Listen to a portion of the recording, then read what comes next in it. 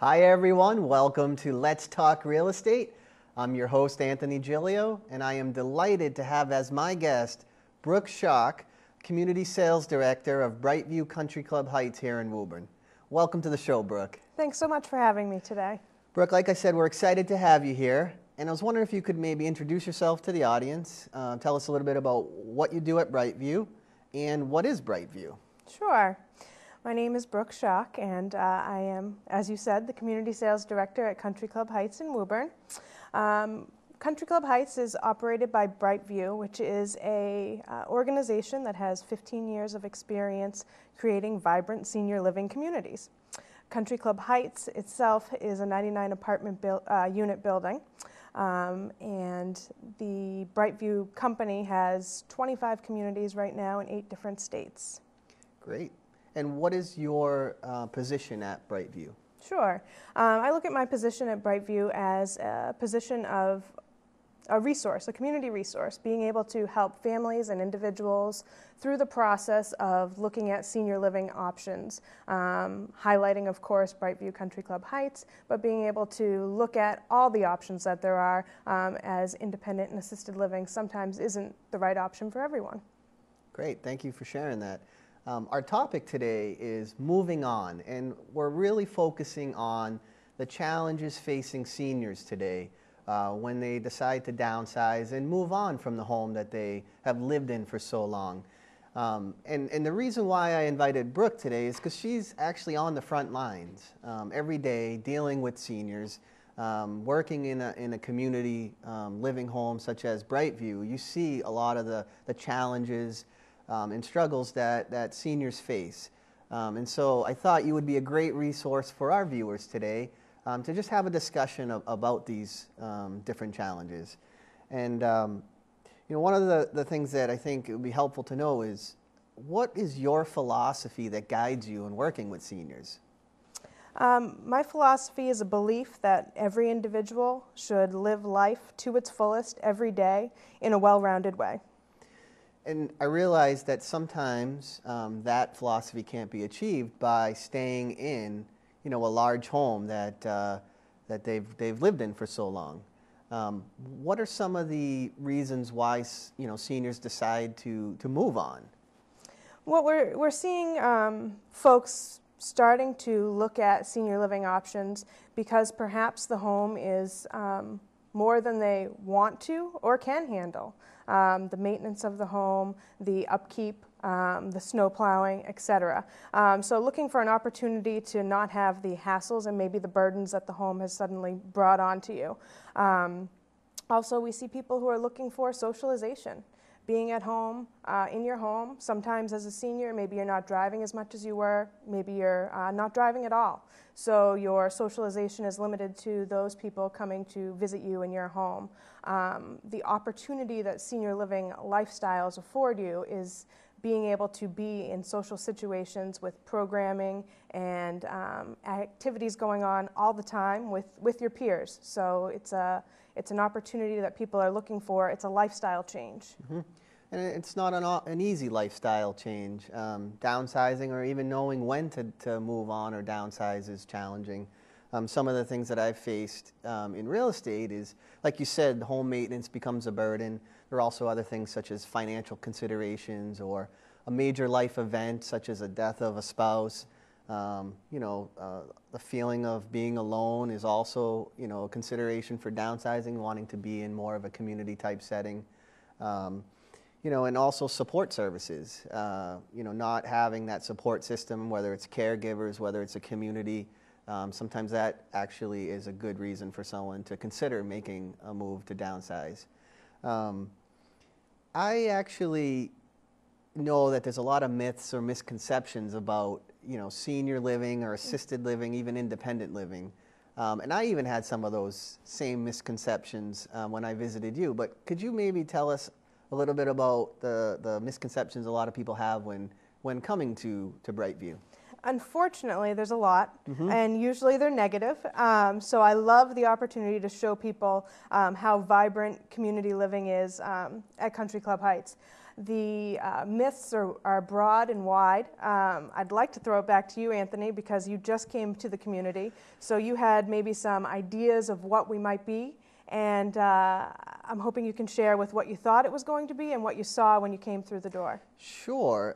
Like you said, well, actually, like I said, I had some misconceptions as well. I mean, I visited you a few weeks ago at Country Club Heights, and my initial thought going in was it's going to be more of similar to a nursing home. It's going to be, you know, old and outdated, and it's not going to smell so nice, and it's going to feel like you're trapped in a place that you really don't want to be in. I had no anticipation of it being anything other than that. And when I walked in, it was almost immediately, you know, my misconception started to go away. Your motto actually at Brightview is live vibrant. And it's almost immediate when you walk in, the vibrancy that's in there, the light that's in, the nice updates you've done to your dining room, to your cafe, the community setting that you have with all the different resources and amenities. Even viewing some of the apartments in there, I mean, they were updated. You know, just, I think you even have your own bar at this place. I mean, I would never have thought this was possible at an assisted living type home. And it quickly became clear to me that this was going to be a viable option to refer my clients to when they were thinking about downsizing. But other than the things that I mentioned, have you come across any other myths? Sure. I mean, it's a combination of kind of all of the things that you've pointed out here. Some of the biggest myths that people have about coming to independent or assisted living is that you have to be frail. You have to have a lot of medical needs.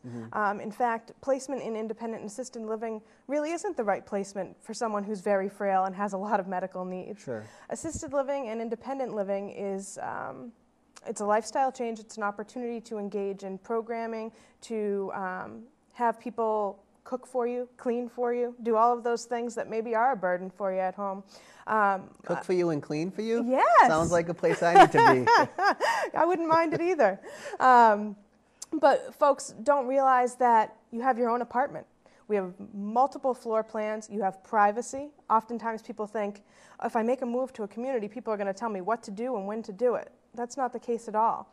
The goal is when you move into a community like this, we're giving you opportunity, we're giving you resources, things to be at your fingertips to take advantage of, and hopefully lead a more full lifestyle, but still the same type of lifestyle that you have enjoyed in the past. So you have privacy, you have independence, you have freedom, and you have opportunity to engage and socialize. Really is a big thing for our folks. Absolutely, and it's clear when you walk in that that's exactly the type of environment that, you know, Country Club Heights is. You know, thinking about assisted living type places, I always thought more of like a hospital setting or a nursing home setting where you have like these rooms that the doors are always open, you're in some sort of hospital bed. But again, when you showed me those apartments, it's like you have your own apartment, your own little space, oasis, you know, that you can have your fridge and your stove and all the amenities that you'd have in a home, just on a smaller scale and more manageable. So it was pretty cool to see that. Well, we've been talking a little bit about, you know, assisted living, independent living where you work, but there's so many more options out there for seniors, and that's really, you know, what we're trying to get at. You know, you don't always have to leave a home that you live in and move to an assisted living type place if you're, you know, getting up there in age. I was hoping you could speak to maybe some of the different options out there available to seniors. Sure. Folks have the opportunity to move in a variety of other places besides assisted and independent living. There's 55 plus age restricted communities. There's continuing care retirement communities that kind of progress from independent assisted to nursing home level of care. There's memory care communities. And then for those folks, to your point of staying in home, there's many in-home agencies that can come in and do things like your cooking, your cleaning, your errands. Folks that can come in and have nursing staff. If you have some medical needs that are that can be managed in the home, can come in and help you with that. There's programs for food service and delivery if making meals is a challenge. challenge for you. So there are services that can be incorporated in the home. The one piece that we see for folks moving into a community living is the socialization piece, and that's the piece that is hard to replicate in the home, but there are resources for those folks that do want to stay. When you say resources, what resources would you be able to provide or share? Or Sure, if someone's looking to stay in their home, and I would probably first recommend a care manager. These are folks who are experienced in working with seniors. They have a large range of resources at their fingertips to help kind of connect the dots. So my first step would say, let's connect with a care manager who can kind of do an evaluation and assessment. Let's look at your home. Let's see what your challenges are, your obstacles are. From there, we're going to pinpoint exactly what your needs are in the home that would make your life more enjoyable and easier for you. Now, whether that's an in-home care provider that's going to do some companion type household cleaning, taking you to the grocery store, your appointments, that could be an in-home nurse coming in, it could be Meals on Wheels coming in. Those are all things that can come to your home. Your care manager can also set you up with, maybe you just have a hard time finding the right handyman to come and do work for you. Right. So that would be my number one stop, is a care manager who has the resources for you. Education is key. You want to talk to people in senior living and your care managers to get to know what all of those things are and to be able to bring that to you. There's transportation services out there that care managers can connect you with. The senior center is a wonderful resource. If you can get there and if you need a ride, the senior center can come and get you. So there's a lot out there for seniors. I think the biggest piece that's missing is the education so that people are aware of what their options are. Right. No, I agree. I think education, even for someone who's not a senior, as I look to, when I get older and my parents are going to start needing, some sort of assisted living type facility, it's good that I'm educating myself now for their needs in the future. And also, being in real estate, I come across, many clients who are considering, what the next step in life is, what is their next option. And, not knowing is overwhelming to them and stressful. But as you mentioned, talking to a caregiver, also talking to a realtor, and not just any realtor, a realtor who is trained and educated in the challenges that seniors face in moving, downsizing in real estate. There is actually, in real estate, there's a special designation that not all realtors have. It's called an SRES designation, and it stands for Seniors Real Estate Specialist. And it's a special course you have to take, and education and training that you get as a realtor to be certified to now, work with, seniors and helping them in this big life decision. Do you have examples of ways that this sort of training is beneficial, not only for you, but for your client?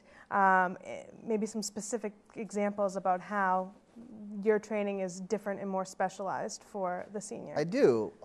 Fortunately, I am an SRES. I've gone through the education. I do have that designation as a realtor.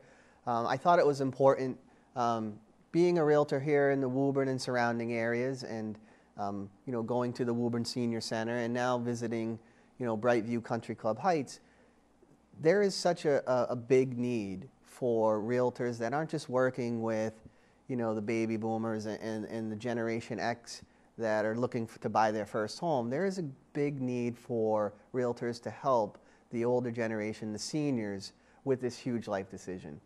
So I actually went through the education and training to become an SRES. And I think that's really helped me understand a little more the challenges facing seniors. I mean, every home buyer, home seller is different. They have different challenges. There's a little more in-depth work that has to be done with the senior. You have to have patience. You have to do a little more hand-holding. You have to have compassion. This is a big transition for a senior. There's a lot of emotion that goes involved. That's involved, and it's not easy to get through that emotion and get to the logical aspect of the move.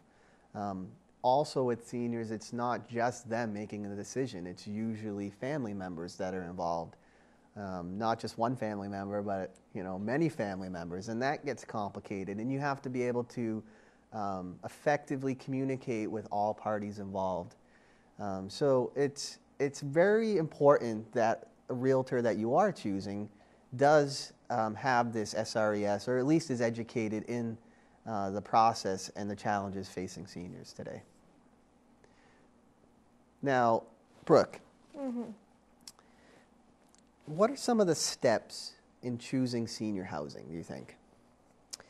Well, as I said before, I think the first step is educating yourself and determining what things are most important to you in the move.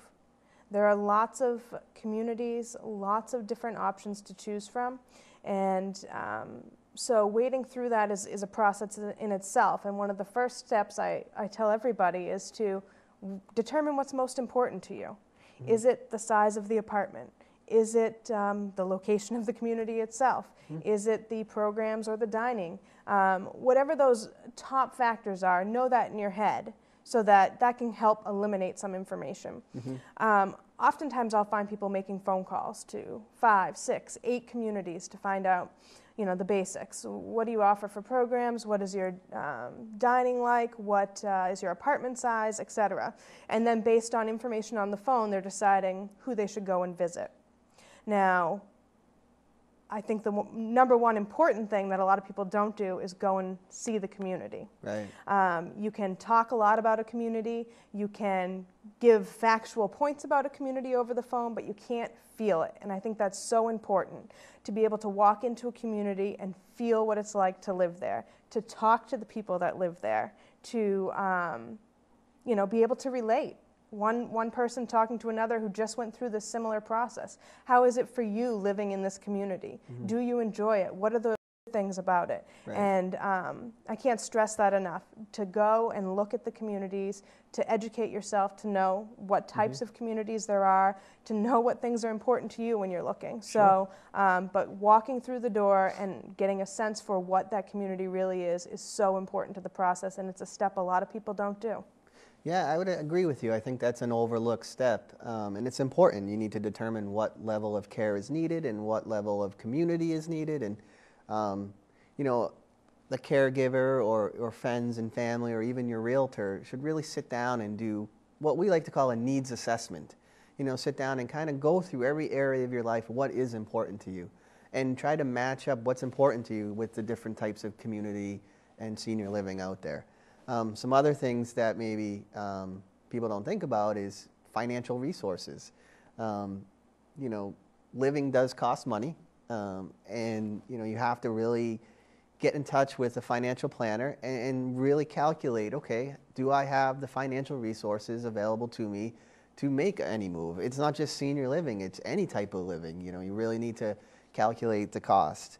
And then obviously visiting senior housings in your area, that's important. I mean, like you said, how are you going to know unless you go in and see for yourself? When I went, I just had this idea of what senior living was, and I actually went, and I'm not anywhere close to moving into senior living, but I thought that was a pretty cool place to live. I mean, there was like a card game going on in the main room, and I wanted to just jump in and play. I mean, it was pretty cool just to experience that. And then, anytime you're considering, senior housing option, I think it's very important that you have an attorney involved, whether it's an estate attorney or a estate planner, but have them review any sort of contracts or paperwork that you're required to sign to join any sort of community living. I think, unfortunately in this day and age, it's important to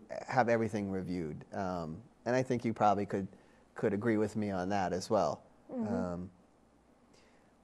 What are some of the issues that should be considered before starting the process of moving on? Well, number one, why are you moving on? What's the purpose for the move? And I think that helps you kind of determine in what direction you should be looking. Some of the other things to consider before a move are, again, the things that are important to you in that move. And knowing that I often tell people you don't need everything that you have in your house now to come to your new living environment. Right. You have your own apartment, you have your own space, and that's wonderful, but there's so many common areas and so much space in the building that oftentimes people spend hardly any time in their own apartment because Right. they're out, as you suggested, in the pub for happy hour, in the library, in the wellness center, doing an exercise program, in the dining room. So there's all these areas outside of your own apartment. So that's one of the things that I always recommend to people is really think about it. And you're going to be doing so much outside of your own apartment home that some of these things that you use in your home now, you're not going to need.